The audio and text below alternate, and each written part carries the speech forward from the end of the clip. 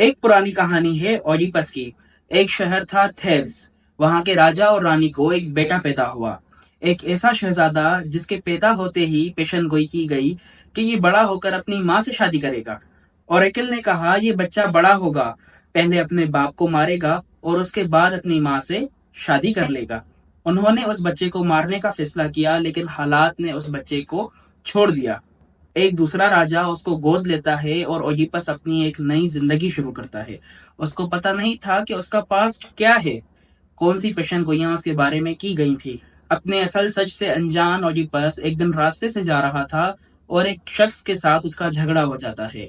झगड़ा इतनी कशीदगी पकड़ लेता है कि वो अगले शख्स को मार देता है। और जिस शख्स को ओडिपस गुस्से में आकर मारता है, वो उसका अपना असल बाप होता है।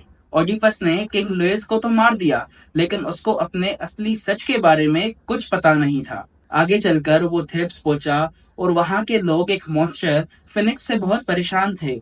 ओडिपस ने उसकी पहेली सॉल्व कर दी और वहां का हीरो बन गया। लेकिन ओडिपस को इतना सब करने का रिवॉर्ड क्या मिला? रिवॉर्ड मिला उसको थेब्स की ताजपोशी। ओडिपस थेब्स का किंग बन जाता है और उसकी शादी होती है थेब्स की क्वीन से, जो कि उसकी माँ थी। साल गुजर गए और फिर सच सामने आता है।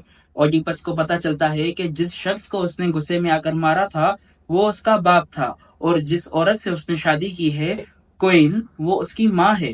क्वीन जोकेस्ट्रा को जब ये पता चला कि उसने अपने बेटे से शादी की है, तो उसने इस गम में आकर खुदकुशी कर ली।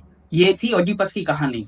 साइकोलॉजिस्ट सिगमंड फ्रॉयड ने इस कहानी के बेसिस पर एक साइकोलॉजिकल कॉन्सेप्ट दिया, जिसे हम ओडिपस कॉम्प्लेक्स के नाम से जानते हैं। जब एक बच्चे के लिए अपने अपोजिट जेंडर पेरेंट के लिए कुछ अट्रैक्शन होती है और अपने सेम जेंडर पेरेंट को अपना राइवल समझने लगता है, इस सारे कॉम्प्लेक्स को सिगमंड फ्रॉयड ने नाम दिया ओडिपस कॉम्प्लेक्स का।